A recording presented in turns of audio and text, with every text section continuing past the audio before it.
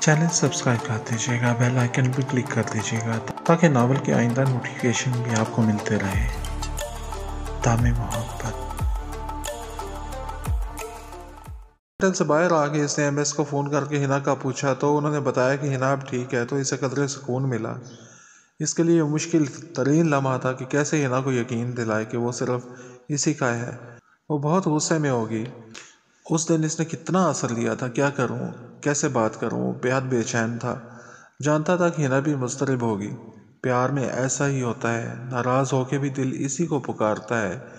ये नाराज़गियाँ भी प्यार को थोड़ा और बढ़ा देती हैं। आखिरकार हिना ने इसकी कॉल सुन ली और इसने इसे बाहर मिलने के लिए कहा, और जब नज़रें मिली तो दिल के सारे शिकवे जाते रहे। चंद दिन बाद वो लाइब्रेरी में बैठा था कि तारम इसके पास आके खड़ी हो गई, लेकिन इसने किताब से सर उठा के नहीं देखा। वो नहीं चाहता था कि इससे बात करे। क्या फ़ायदा बात करने का, पहले भी इसकी वजह से हिना बदजन हो चुकी थी। इसने खुद ही काशिफ को मुखातिब कर दिया। सुने, कौन सी किताब पढ़ रहे हैं आप? मैंने ज़रा आपसे बात करनी थी। अभी वो मज़ीद कुछ कह भी नहीं पाई थी कि हिना और शाहीन ही तरह निकली। तारम, किताबों के मुतालिक तो मैं हिना और शाहीन ही बेहतर बता सकेंगी।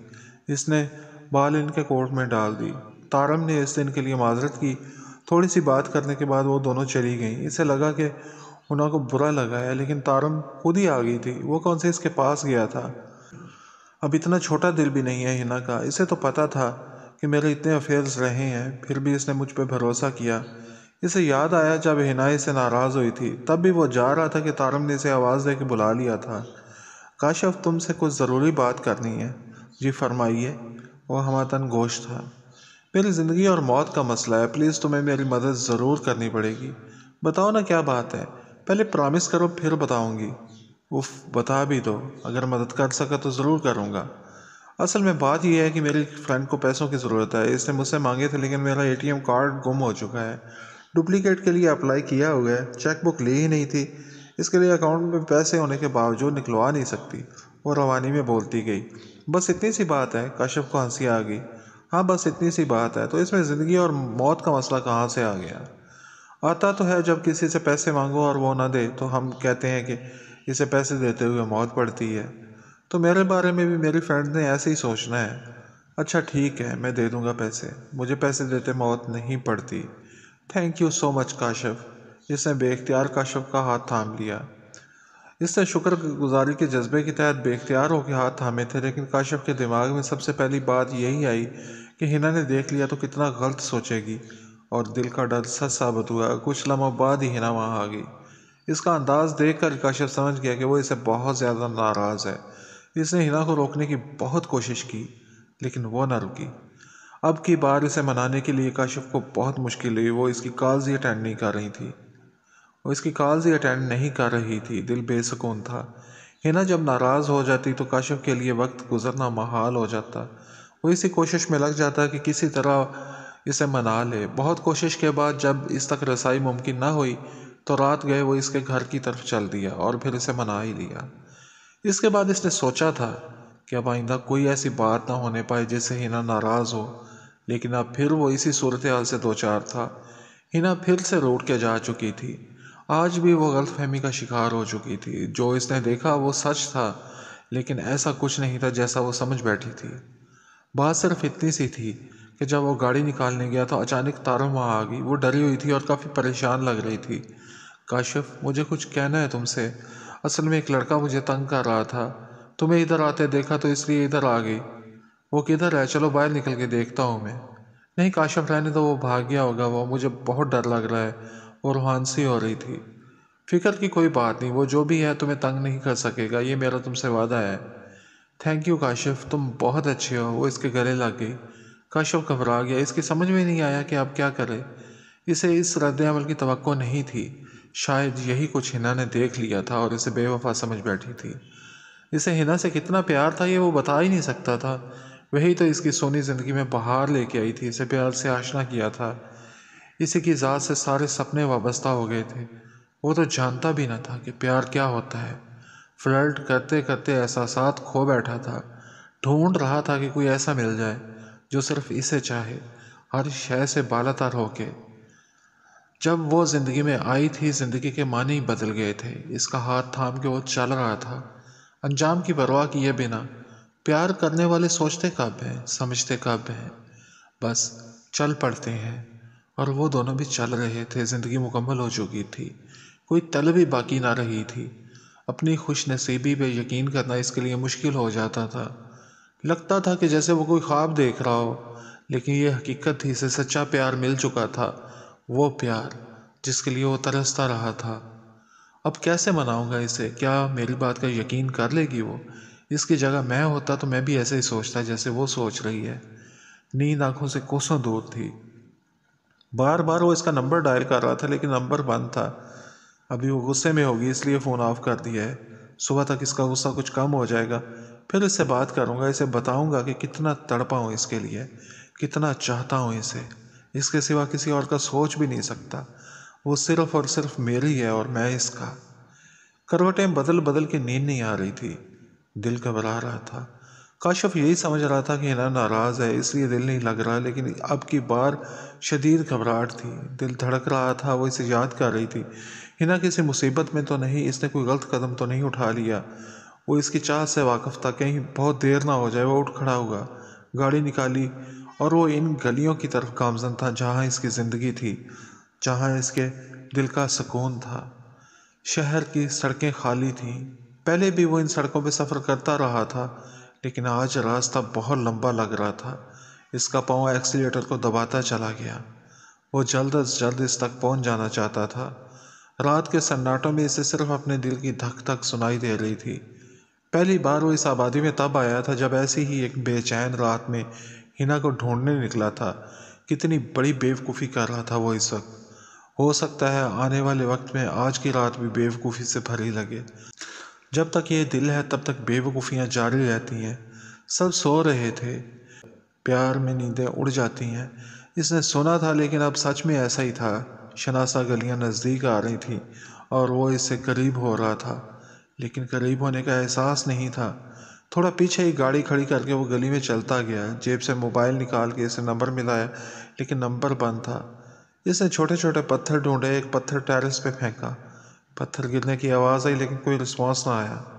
شاید ہنا کو پتہ نہ چلا ہو۔ ایک ایک کر کے اس نے سارے پتھر پھینک دی لیکن کچھ بھی تو نہ ہوا۔ خود اوپر جا کے دیکھتا ہوں، دروازے پہ دستک دوں تو شاید ہنا جاگ جائے۔ اسے امید تو ہوگی کہ میں آؤں گا۔ اسٹریٹ لائٹ کی ناکافی روشنی میں مشکل سے دکھائی دے رہا تھا۔ اس نے سوچا اور موبائل لائٹ جلا کے دیوار کا جائزہ لیا۔ کھڑکی کے شیڈ تک پہنچ کے دیوار کے ڈیزائن میں پاؤں پھنسا کے وہ اوپر پہنچ سکتا تھا۔ اس نے موبائل جیب میں رکھا اور کوشش کرنے لگا۔ کھڑکی کے شیڈ تک پہنچنا بھی کوئی آسان کام نہ تھا۔ بار بار اس کا پاؤں پھسل جاتا لیکن اسے ہر صورت ٹیرس تک پہنچنا تھا۔ پھسل کر اس کی ٹانگ دیوار کے ساتھ رگڑ کھا گئی، پینٹ پھٹ گئی، خراش بھی آئی، پر اس نے ہمت نہ ہاری۔ آخر کار کھڑکی کے شیڈ تک وہ پہنچ ہی گیا۔ اس کے بعد دیوار کے ڈیزائن میں پاؤں پھنسا کے ٹیرس تک پہنچنا زیادہ مشکل نہ تھا۔ ٹیرس پہ دبے پاؤں وہ دروازے کی طرف بڑھا۔ کمرے کی لائٹ جل رہی تھی۔ ہنا جاگ رہی ہوگی اس نے سوچا اور دروازے پہ ہلکی سی دستک دی۔ تھوڑا انتظار کیا لیکن پہلے کی طرح کوئی پیش رفت نہ ہوئی۔ اس نے دروازے کو تھوڑا سا دھکیلا، دروازہ کھلتا چلا گیا۔ روشنی میں جو منظر اس نے دیکھا وہ اس کے ہوش گم کر دینے کے لیے کافی تھا۔ دکھ ہو تو آنسو نکل آتے ہیں، دکھ زیادہ ہو تو آنسو رکتے ہی نہیں اور نکل نکل کے سوکھ جاتے ہیں۔ بے بسی کی کیفیت میں انسان روتا بھی ہے لیکن آنسو ختم ہو جاتے ہیں۔ مسٹر رندھاوا کا دل رو رہا تھا لیکن آنسو ختم ہو چکے تھے۔ انہوں نے اسٹیئرنگ سے سر اوپر اٹھایا، گاڑی سٹارٹ کی اور سڑکوں پہ بے مقصد گھومتے رہے۔ ہر نئی سڑک کے شروع ہوتے انہیں امید ہوتی کہ اس سڑک پہ انہیں ہنا ضرور مل جائے گی، لیکن سڑک ختم ہوتے ہی امید بھی دم توڑ جاتی۔ اچانک ان کو خیال آیا کہ آج تو 1 اپریل ہے، ہنا نے ان کے ساتھ مذاق نہ کیا ہو۔ امید کی نئی کرن جاگی۔ انہوں نے گاڑی کا رخ گھر کی طرف کر لیا۔ گاڑی سے نکل کے وہ گھر کے اندر داخل ہوئے۔ بے چینی سے ہر کمرے کو کھول کے دیکھ رہے تھے لیکن ہنا کہیں بھی نہیں تھی۔ ہنا کے کمرے کا دروازہ کھولتے ان کو پوری امید تھی کہ ہنا انہیں اپنے بیڈ پہ سوتی ہوئی ملے گی۔ ان کو دیکھتے ہی کہے گی، پاپا دیکھا کیسا مذاق کیا آپ کے ساتھ، پریشان ہو گئے تھے نا آپ۔ انہوں نے دروازہ کھولا، سامنے ہنا کھڑی تھی۔ ہنا، انہوں نے اپنی باہیں کھول دی۔ وہ بھاگتی ان کے سینے سے لگ گئی۔ ہنا کہاں چلی گئی تھی مجھے چھوڑ کے؟ دیکھو بیٹا، مجھے معلوم ہے آج اپریل فول ہے، لیکن میرے ساتھ ایسا مذاق دوبارہ نہ کرنا، میں تمہارے بنا مر جاؤں گا، کبھی مجھ سے دور نہ جانا۔ بولو نا، بولتی کیوں نہیں ہے؟ ہنا بولو نا، کیا ہوا بیٹا آپ کو؟ مجھے بتاؤ کس لیے آپ اداس ہو، کسی نے کچھ کہا آپ سے؟ لیکن ہنا بالکل خاموش تھی۔ ہنا ایسی تو نہیں تھی، وہ اپنے پاپا سے بہت باتیں کرتی تھی، پر یہ ہنا تو چپ چاپ اداس نگاہوں سے ان کو دیکھے جا رہی ہے۔ ہنا بولو بیٹا، اپنے پاپا سے کہہ دو سب کچھ۔ میں بہت تھک گیا ہوں، جب سے آپ گھر پہ نہیں تھی تب سے ڈھونڈ رہا ہوں آپ کو، لگتا ہے جیسے میری زندگی ختم ہو گئی ہو۔ پاگلوں کی طرح تلاش کر رہا تھا اپنی پیاری سی ہنا کو۔ ہنا بولو بھی کچھ، وہ اسے پکار رہے تھے لیکن وہ انہیں سن نہیں پا رہی تھی۔ اس کی آنکھوں میں آنسو بھر آئے، دیکھتے ہی دیکھتے وہ غائب ہو گئی۔ مسٹر رندھاوا کے بازو خالی رہ گئے۔ کاشف سکتے میں آ گیا۔ کمرے میں ہنا کے بیڈ پہ مسٹر رندھاوا بیٹھے تھے۔ آؤ اندر آ جاؤ، ایک باپ کو ٹوٹتا ہوا دیکھنا چاہتے تھے نا؟ آؤ دیکھ لو، میں نے تمہیں مارا تھا، بدلہ لینا چاہتے ہو نا؟ لے لو بدلہ، مار لو مجھے، لیکن میری ہنا کو لوٹا دو۔ کہاں ہے میری ہنا؟ انہوں نے اس کا گریبان پکڑ لیا۔ بتاؤ کہاں ہے ہنا؟ کاشف پریشان ہو گیا۔ ہنا؟ میں ہنا سے ہی تو ملنے آیا تھا، وہ ناراض ہے مجھ سے، اسے میرے بارے میں غلط فہمی ہو گئی تھی۔ جھوٹ بول رہے ہو تم، ہنا تمہارے پاس ہی ہے۔ کیا کیا تم نے ہنا کے ساتھ؟ مسٹر رندھاوا غصے سے بولے۔ وہ اپنے ہوش و حواس میں نہیں تھے، اس کا گریبان پکڑے جھنجھوڑے جا رہے تھے۔ انکل پلیز مجھے سمجھنے کی کوشش کریں، میں ہنا کا برا کیوں چاہوں گا؟ مجھے پیار ہے اس سے، اس کے بنا نہیں رہ سکتا۔ اگر آپ کو بھی کوئی تکلیف پہنچاؤں گا تب بھی اسے تکلیف ہوگی۔ وہ آپ کو مجھ سے زیادہ چاہتی ہے، میں تو ہنا کے لیے کچھ بھی کر سکتا ہوں۔ اگر ہنا میرے ساتھ ہوتی تو میں یہاں پہ آدھی رات کو کس لیے آتا؟ وہ مجھ سے ناراض تھی، اس لیے مجھے نیند نہیں آ رہی تھی، اسے منانے کے لیے آیا تھا۔ کاشف کی سمجھ میں نہیں آ رہا تھا کہ مسٹر رندھاوا کو کیسے سمجھائے۔ اگر آپ کو مجھ پہ یقین نہیں ہے تو یہ لیں ریوالور اور مجھے مار ڈالیں۔ کاشف نے ریوالور نکال کے ان کے ہاتھ میں تھما دیا اور ان کے آگے دو زانو ہو گیا، آنکھیں بند کر لیں۔ بہت بڑا رسک تھا، مسٹر رندھاوا غم و غصے میں تھے، کوئی بھی انتہائی قدم اٹھا سکتے تھے، لیکن اسے کوئی ڈر نہیں تھا۔ ہنا کے ساتھ کیا ہوا تھا؟ دل مایوسی میں ڈوبا ہوا تھا، دھڑکن بھی جیسے خاموش تھی، کچھ سوچنے سمجھنے سے قاصر تھا وہ۔ سیفٹی کیچ ہٹنے کی آواز سنائی دی۔ منتظر تھا کہ بس ابھی ایک زوردار دھماکہ ہوگا اور اس کی زندگی کی کہانی ہمیشہ کے لیے ختم ہو جائے گی۔